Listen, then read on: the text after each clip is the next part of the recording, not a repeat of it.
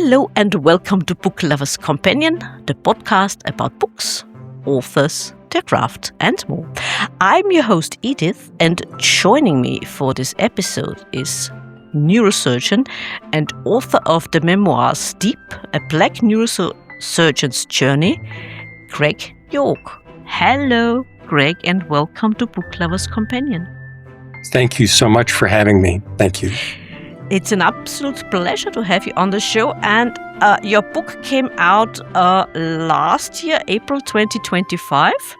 That's right. And my first question would be, what inspired you to write the book? Well, it began as a letter to our sons, our adult sons, to let them know who their dad had been, covering issues and events that tend not to come up at Thanksgiving dinners or family reunions, things that hurt.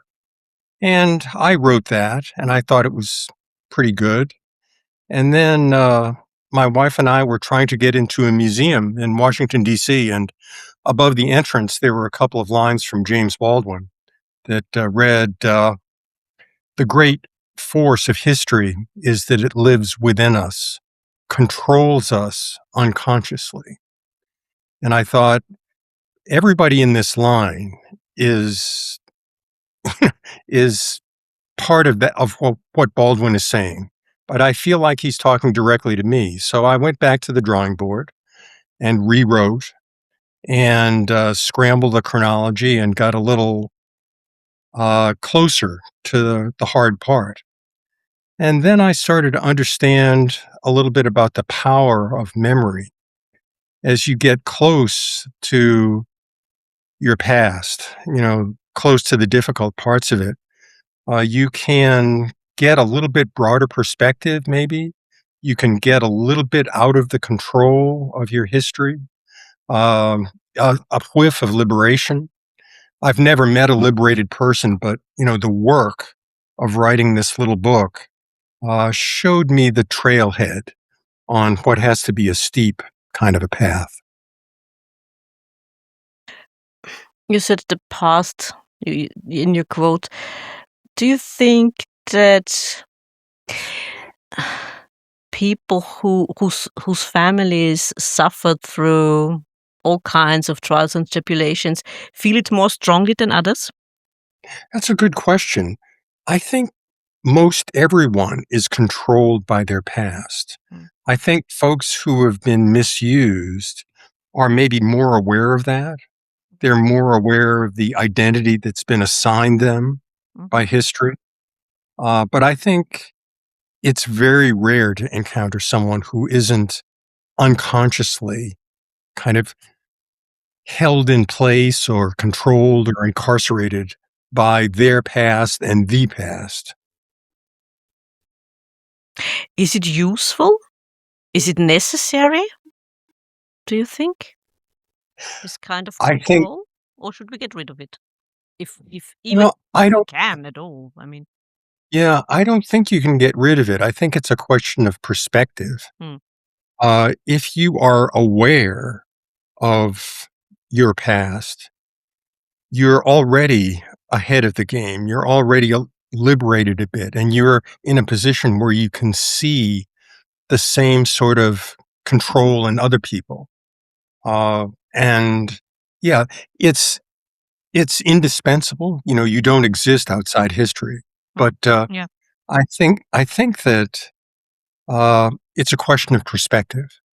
It's a question of, what Eliot would say would be not less of love, but the expanding of love beyond desire. Having love for your home team, but not insisting that they win every game. That's very un-American of you. Tell me about it. When you said your past, is it right then that we usually tend not to think of just our past, meaning me as a person, but the past of our family, and as you said, the past of our nation and what went on, the good and the bad things? I moved between those two positions as I wrote. I was an unexpected only child, Mhm. born late to my mother and with some health challenges. So I was a very, very heavily scrutinized kid. So when I think about the past, I think first and foremost about my mom and my dad.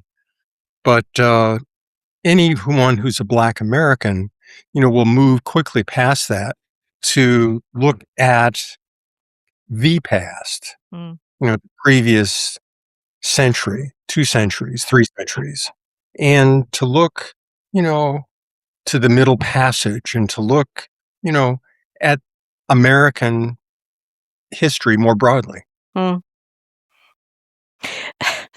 I mean, saying that yourself, you can't ignore it, the past of your Mm-mm. country. But of course Mhm. not. I mean, it's a bit feels a bit the same as a European, especially as an Austrian or our German neighbors as a German.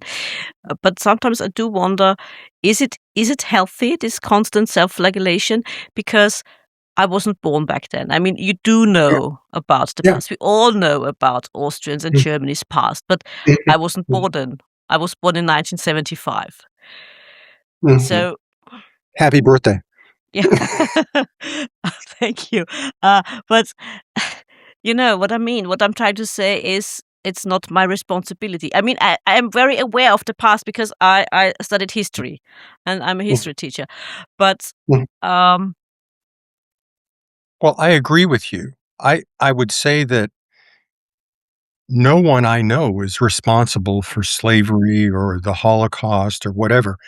You're responsible to know about it yeah, and to know yeah, how one might do better going forward. yeah. I mean, to me, that there's all sorts of criticism of uh, critical race theory in the United States. Mm, But to me, the great strength of it is to say that all of the terrible stuff happened fundamentally because of institutions, mm, that the individual, especially the individual in 2026, is not responsible.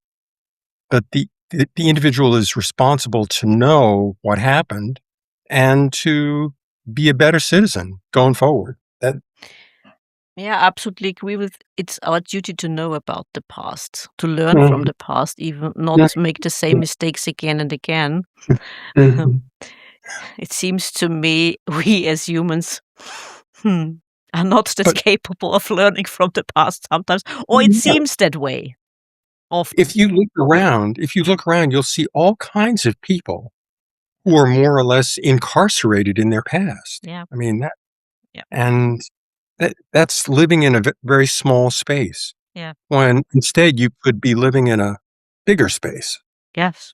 Yeah, absolutely agree. And what do you think about the saying, and I've discovered it, or the meaning of it, a few years ago when I was watching a documentary about the late Queen's coronation? The past is another country. How true would you say is that for you personally? Well, what I would say is I guess I would answer with the title of the book, which is as much a verb as it is an Mm, adjective. The title, of course, is steep, and the adjective gets all of the renown. It's the steep climb from obscurity to fame or to whatever. mm, The bookstores are full of stories like that. mm, And that was true for me. My parents were distinctly wounded by their experience in the 1930s in Boston racially. yeah. And their response to that wound was to forge me as their weapon against their experience. Mm, And for that kind of a climb, I needed armor. mm, And the armor was erudition. It was learning how to play the violin. It was learning how to speak Latin. It was learning how to not be despised, if mhm, if I can say that.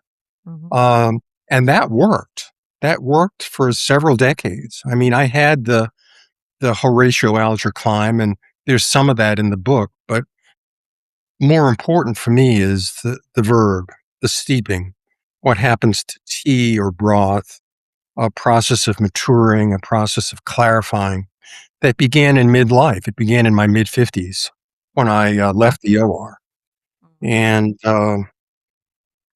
what began was a process kind of disarmament, Mm-hmm. a process of blurring that assigned identity. And that was what I wanted to convey to readers, that path can be taken. And there's something valuable to be found along that path. Mm. So your parents set you on the path, and how important was the education you received for your path, would you say? Well, I got the tools Mm.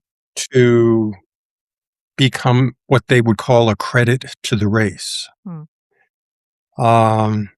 There was a lot of surrogacy in my family, a lot of fusion. Mm-hmm. Um, my parents lived vicariously through me Mm. as I went to Harvard College and Harvard Medical School and became a neurosurgeon and so forth and so on. So that education was useful. I mean, I learned really how sentences are built. I learned the architecture of a sentence, which was very useful Yeah. when you come to want to write a book. It's helpful. Yeah. And you said your parents lived vicariously through you. Did you feel, or did it feel to you at one point as a burden? I didn't know any better. Okay. I was raised in kind of a bunker. Mm. My Americans talk now about domestic terrorism. Mm. My parents were chronically fearful for Mm. me and for themselves. They voiced that as anger. They were some of the angriest people I ever knew. Also, some of the most talented. Mm. But as an only child, and as a scrutinized child, and as a confined child, I made my little episodes of rebellion, but my parents had such a wealth of counter argument. They would say, if you really don't push hard to be the smartest kid in the school, let us take you to the neighborhood where we grew up Mm. and show you what your future is. And it didn't take many trips to the neighborhood to be convinced that they were true. They were correct. I mean, Yeah. Right. that there was literally one path for me out of well, not one, but I mean, if I had been a star athlete or a great entertainer, that would have worked too. But um, they were very, very realistic, very clear-sighted about their situation and mine. Mm. So get you out of a neighborhood and make sure you don't return, so to speak, to this path of Yeah, life. yeah, And yeah. education is one way. Mm. And I'll just say that I was born in 1948, which was the year that Harry Truman integrated the armed forces in the United States. Mm. And my parents basically thought, times are changing. They're changing just enough that this kid of ours might be able to live a more American, a more open, fulfilling, rich life than we've been allowed to live. Mm. So that was kind of the undergirding for Yeah. their passion, their fanaticism, if you will. Mm. So in a way, making sure, at least for you, that the so-called American dream comes true in a way. Mm-hmm. Exactly. Yeah. Exactly. Well, Yeah. yeah, quite understandable. Uh, may I ask, since you've put this picture of the brain cell and you your Uh, job as a part of it, and why the brain?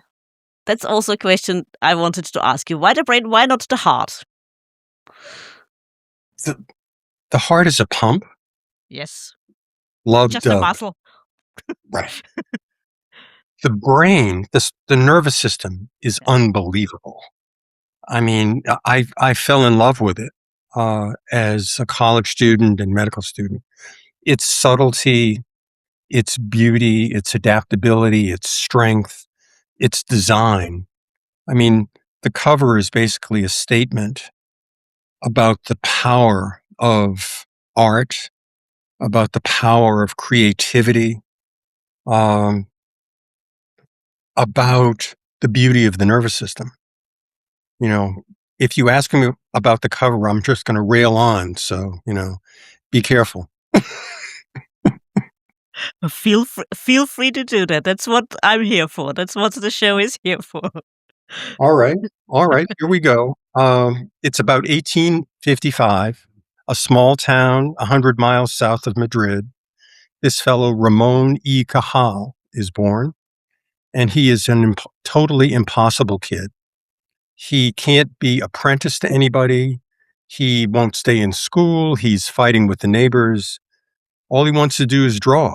So his father, who's the local doc, says, "Let's go somewhere where you can draw, Ramon." So he takes him to the morgue, and Ramon begins to draw there. And he says to himself, "I'm going to become an anatomist." So he gets drafted into the Spanish army, fights in Cuba, gets malaria, is transported back, but he keeps his sketchbook. And when he comes back to this little town, he gets a microscope, acquires the ability to do brain slices of every creature you can imagine, dogs and cats, pigeons, humans. And he learns how to stain those slides. And in 1890, this photograph is taken, or this drawing is done. It's pen and ink. And he did many, many such drawings. And he had no photography equipment, so he would draw. And I'm not sure how it happened, but in 1902, he wangled an invitation to speak to the Royal Society in London. And the audience was basically Germans and British. Those were the key figures in science at that time. And he got up and he said, everybody in this room is wrong about the brain. It is not an infinite network. It is a collection of a close to infinite number of cells. And our microscopes are too weak to show the spaces between those cells, but my imagination tells me that they're there. And my imagination tells me also that all these cells communicate electrically with each other. And my experience with young and old organisms and how the form of these cells changes tells me that there is a structural component to learning within the cells. That as an organism learns, the form, the structure of the brain cell changes. Now, typically at this point, the audience laughs the upstart out of the room. And he dies in obscurity and people remember him years later. But what happened that day was that Cajal, basically, he killed the room. He just electrified the audience. On that day, what we call neuroscience was born. Everything you see with MRI, all of that stuff comes from this guy's creativity and his imagination and his understanding of anatomy. And 2 years later, he becomes the only anatomist ever to win the Nobel Prize in medicine. And over the next 50 or 60 years, he's proven right about everything he said that day in 1902. So if you judge a book by its cover, I'm in big trouble because this image sets a really high bar. And by the way, each one of us has 15 million of these cells packed into the bottom of our brain. And they're very modest. They're uniquely inhibitory. They just inhibit excessive muscle tension, which allows us to stand, walk, read, write, drink coffee, any activity that requires the engagement of muscles can't happen without these cells. So that's the story of the cover. Yeah, it was also interesting. In the book, you have the bit shorter version of the Yeah, explanation that's of true. this I cover. knew. I know, I know. I'm rattling on. I am Yes, rattling on. yes, please do, please do. I love to listen to what you have to say. And your journey to becoming a neurosurgeon was also quite interesting. I mean, I know nothing about medicine. And what I know about American medicine is ER, the TV show. And it's always interesting when you watch it in English, because I'd say it doesn't matter if I watch it in English or German, because I wouldn't understand either way what the doctors are talking about. So doesn't matter, you know? Yeah. Uh, A lot of jargon. A lot of yeah, jargon. yeah, exactly. I know, but okay, fine with me. Uh, what would you say, given your vast amount of experience, or what can you tell us about your most memorable, your most interesting, or your most unusual cases? Well, there are two that I talk about in the book. Mm. Um, there was one that was interesting technically and culturally and so forth. It comes toward the end of the book. I was asked to see an older woman, probably 60 years old, from about 100 miles away from where I practiced in Topeka, Kansas. Ah, yeah, the And one, she the was accountant, the woman. exactly, Yeah. Mm. exactly. She was the accountant for a very large ranch, family business. And she had lost her mind. And the question was whether I could retrieve it for her. Mm. And what she had was a very large, benign tumor Mm. behind the forehead, about the size of a navel orange, probably. And with a lot of time and patience and, frankly, skill, because I was kind of at the top of my game by that time, was able to get the tumor out, was able to get her mind back to her. And what was interesting was that her family was, more than a century in Kansas. They were long-term Kansans, and they were quite foreign to me culturally. They were ranchers. Mhm. And her sons were hard men, not like the IRA or something, but they were people who worked hard Mm. and had the muscles to show for it. But to to listen to her husband, I just made one remark in the visit after surgery when she came back to the office. And I got a window into him that was just startling. I mean, this man looked like he was a custodian. Mm. I mean, he dressed in faded overalls, and he did not use long words, shall we say. Mhm. But I asked about his ranch, Yeah. and he bloomed. It was just so gratifying. I mean, he talked about the quality of the land. He talked about the geopolitics of the Chicago Board of Trade. He talked about price supports in Argentina and Brazil versus. I, this man was a scholar, and a very skilled steward of the land. And I wouldn't have known that if I just hadn't Mm. asked the couple of questions. So that was a memorable case. Mm. Really. Mhm. Mm. And your most unusual one?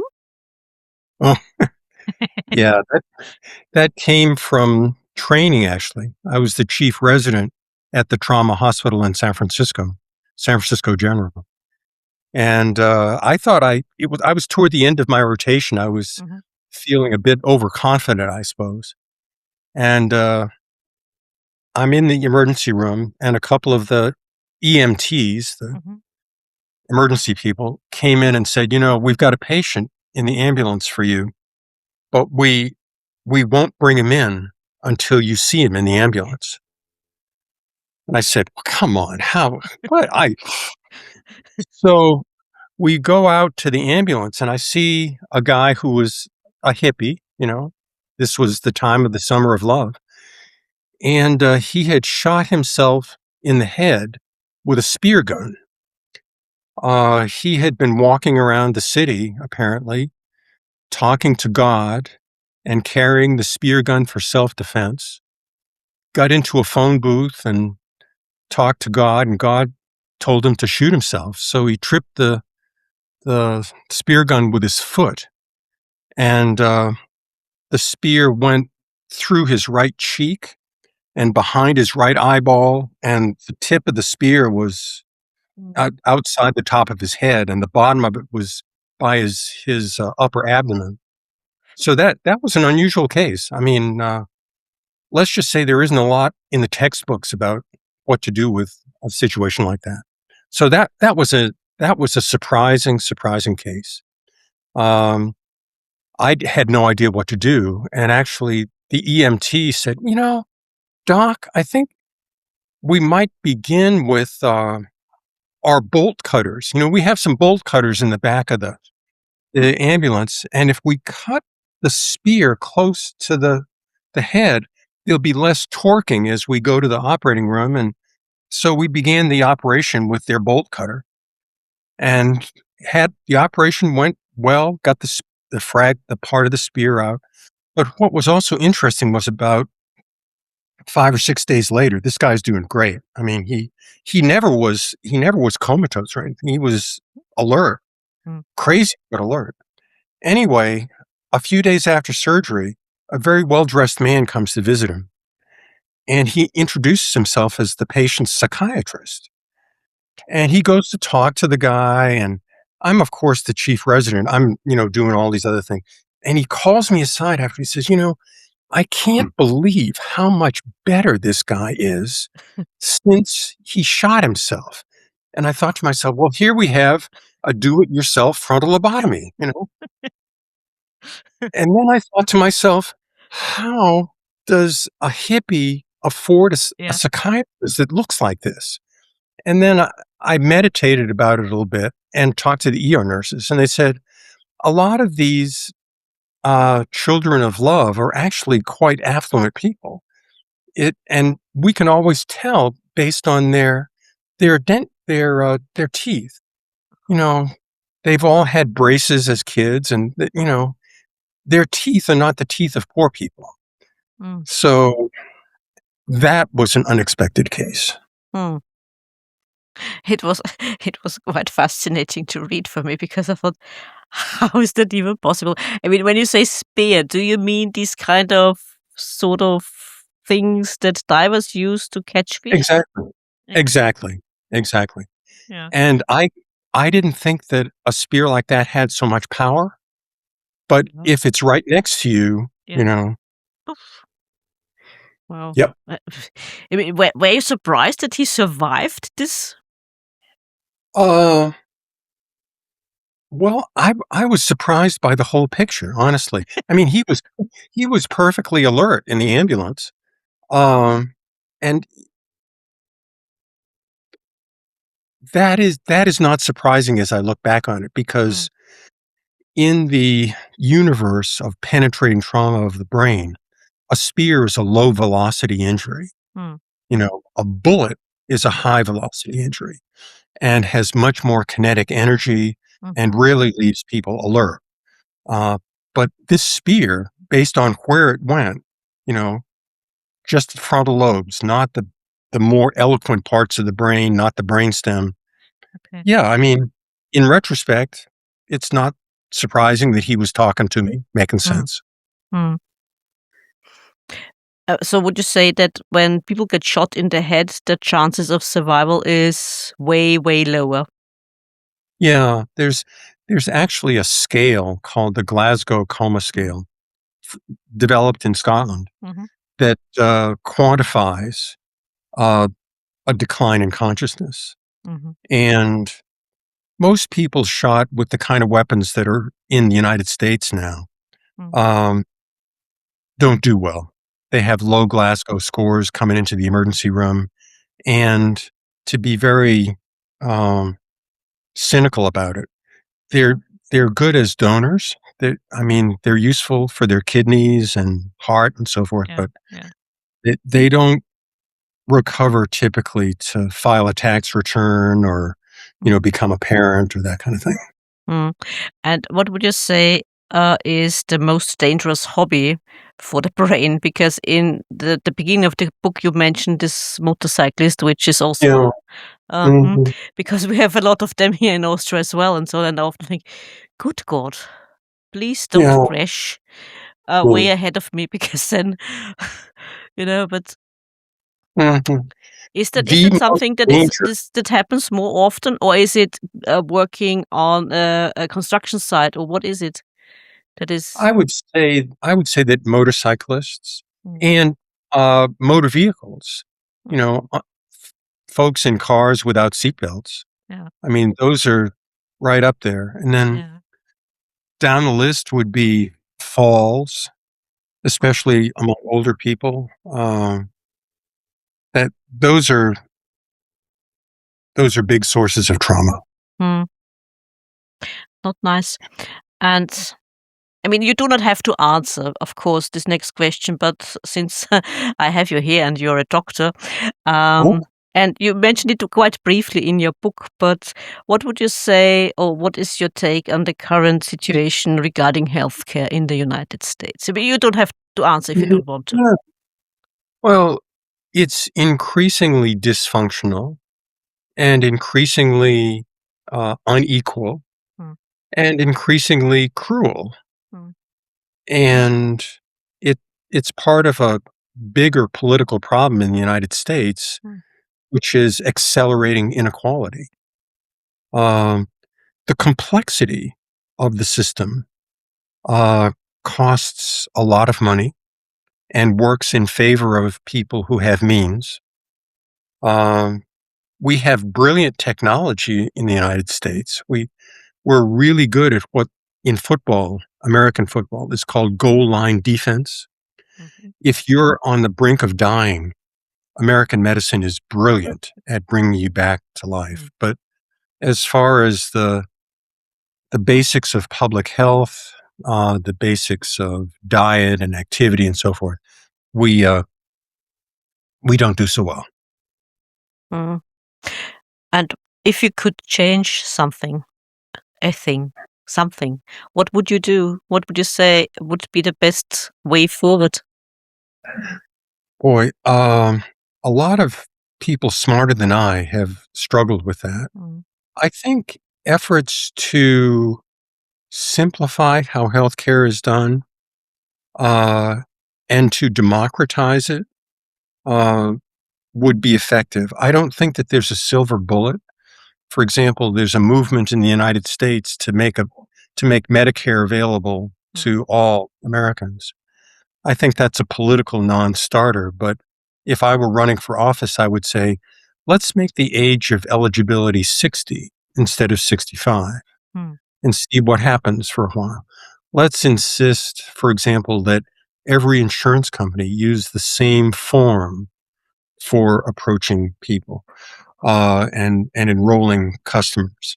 Um, let's, yeah, if I had my druthers, insurance companies wouldn't advertise, but and drug companies either. But there's this thing, the First Amendment in mm, our Constitution that gives freedom of speech to corporate entities as well as people. So, yeah, it's a thorny problem, but I think that you'll know when you're going in the right direction by knowing whether things are getting simpler, and more available to more people. mm. Yeah, I hear you. Because that's a non-discussion here in Europe or in Austria. I mean, since we do have, Well, yeah, yeah. Your system is not perfect either, of of course. course not. Yeah. I'm the first to agree with that. Well, and I think part of it is that technology is moving so fast, Yeah, yeah. that effective treatments are available for people who are 80 years old Mm, that weren't even thought of yeah. when the people. when the systems and the financial underpinnings of the system were put together. Mm. Well, Yeah, go on. Sorry, go on. no, I'm just thinking about Social Security in the United States. Mm. When it was put in place, life expectancy was 57 or 60. Mm. So there was no expectation that very many people would benefit from Social Security. Mm.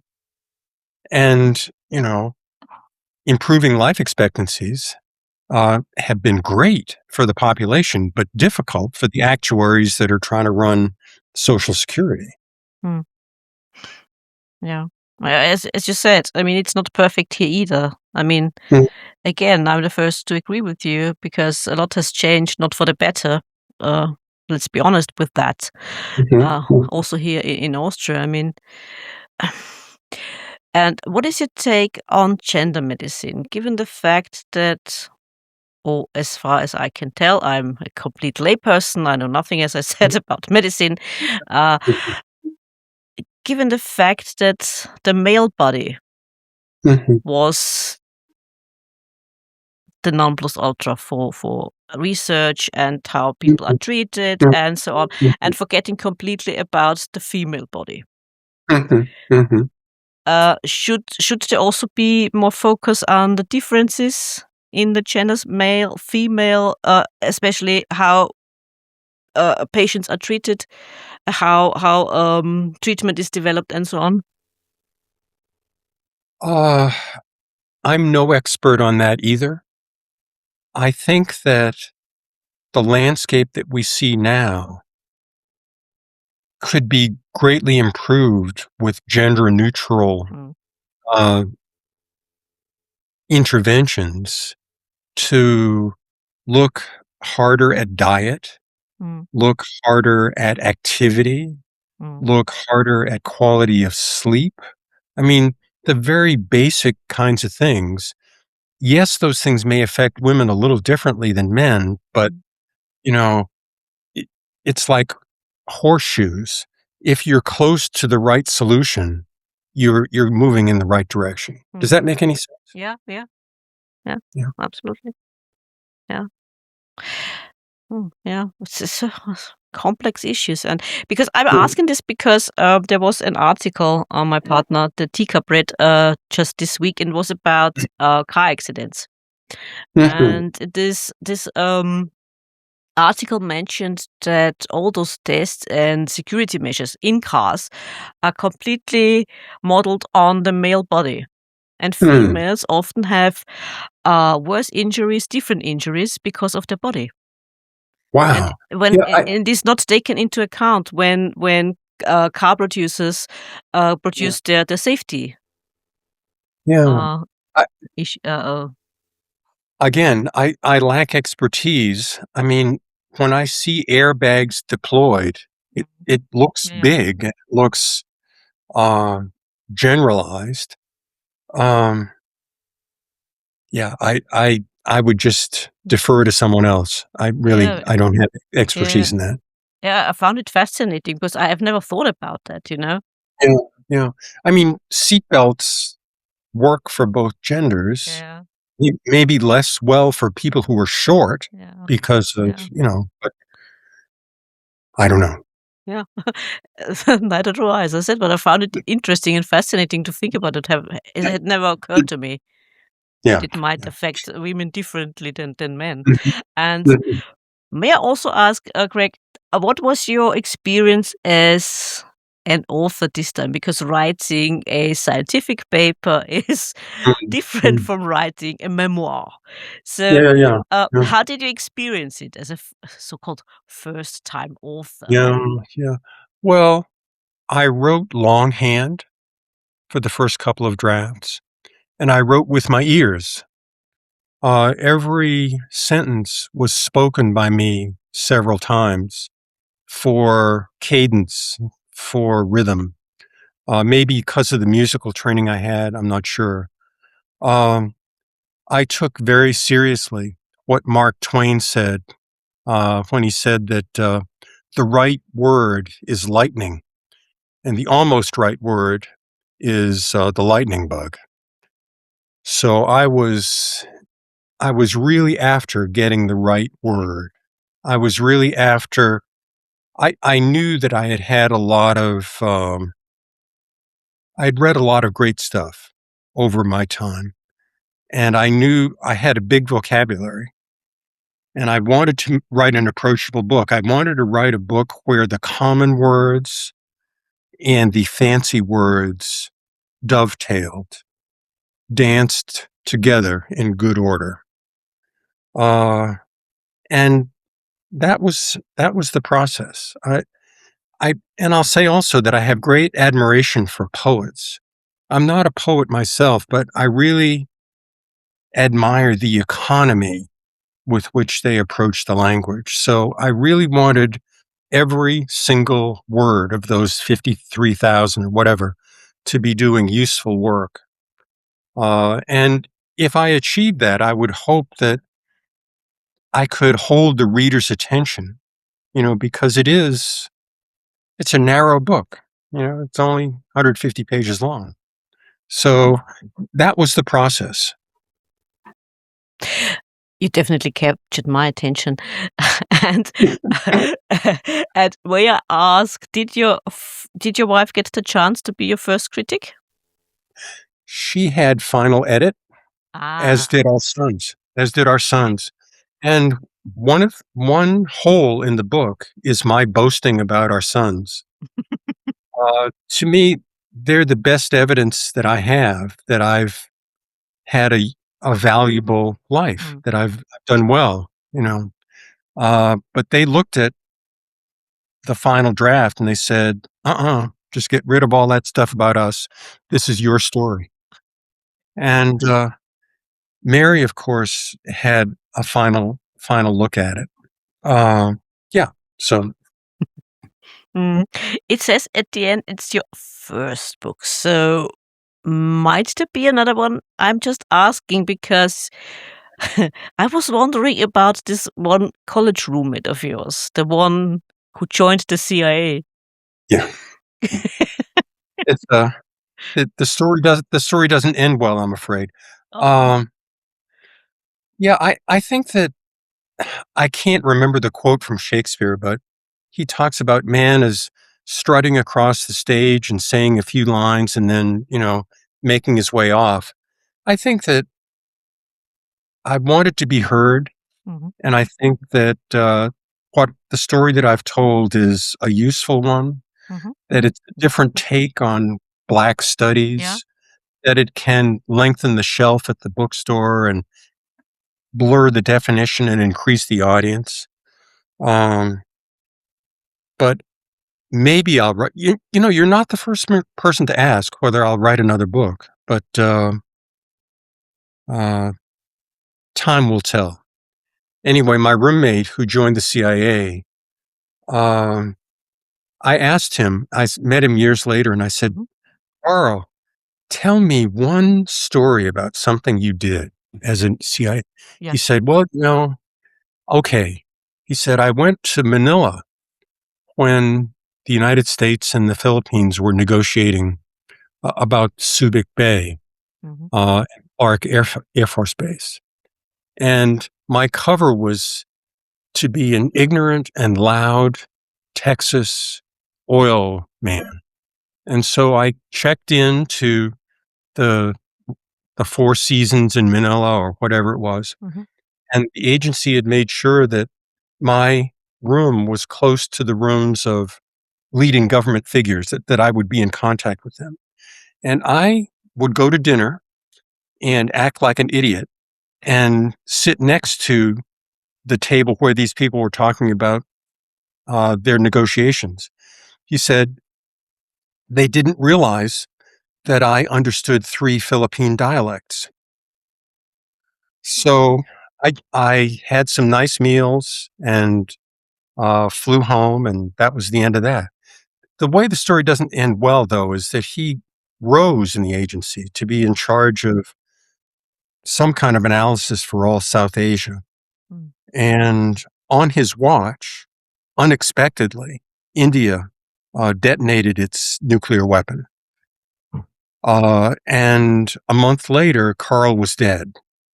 And I was told that it was a suicide. I don't know what happened, but he was a remarkable guy. He was German. I mean, well, yeah, from reading the book. Yeah. His dad was Operation Paperclip. Oh, sad story.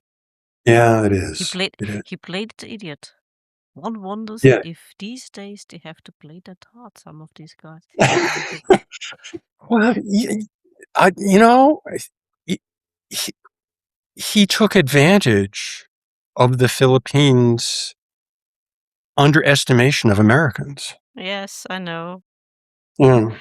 But as I said, one does wonder these days. I'm not Oh, yeah. talking about the CIA agents. I'm Mhm. talking, sorry. Yeah. No, That's no, just me. you're speaking to the choir. Expertise is taking it on the chin these days in our political leadership. No question Yeah, about that. in every aspect, I think. Yeah, it's true. When I listen to conversations on YouTube, podcasts, and people talking about the current political situation, yes, it's mind-boggling sometimes when you listen to that. Absolutely. Yeah, unfortunate for you. But coming back to the question of writing another book, might you be tempted to give fiction a chance? Maybe. Maybe, sure. I mean, I just don't know. I want to let the dust settle a little bit on this book. Um, I became aware yesterday that about 14,000 books are published every day in the United States, It's a lot. and that's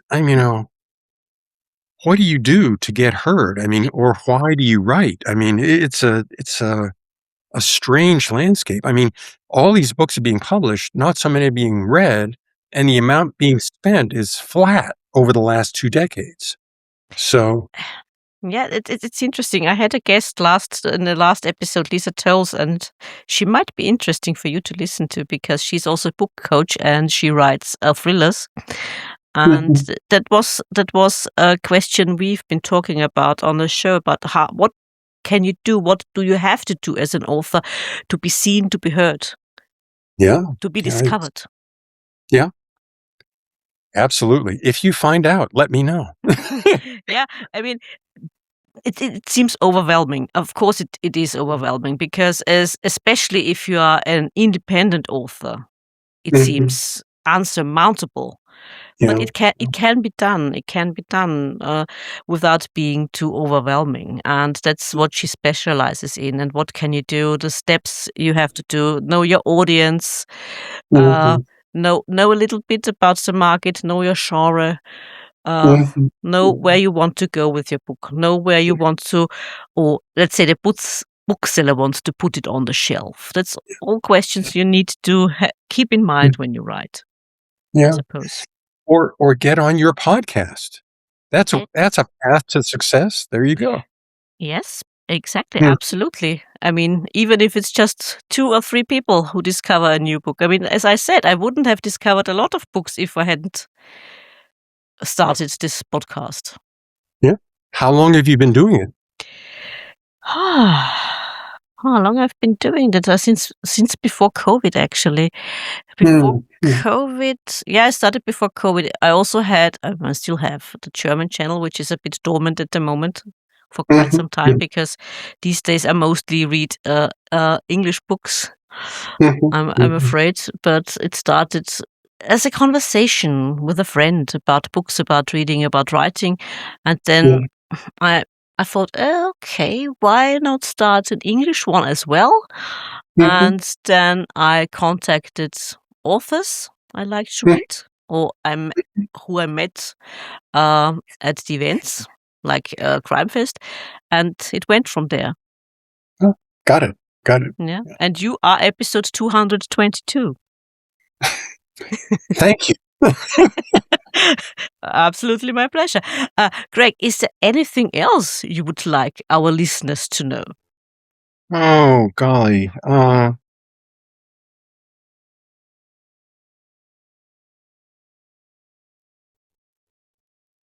Well, sometimes people ask, what's the takeaway from this book? What should the reader take away?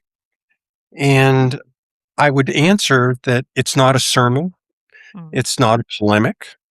There are not really very many victims or villains in this little book. If you push me, I would say that Steep is an invitation. It's an invitation to wake up to your past. And as you do that, get a little bit of freedom from it and recognize the wakefulness of others. Because when you wake up to your past, you see others and their struggles more clearly. Yeah. That's a nice thought. Wonderful. Craig, thank you so much for joining me. It was an absolute pleasure talking to you. My pleasure. Thank you so much. Please wait for me in the green room. I will be with you shortly. Okay, I will stay tuned. Good. Dear listeners, I do hope you enjoyed this episode as much as my guest and I did. Please don't forget to like and subscribe. And I do hope you will tune in for another episode. Until next time.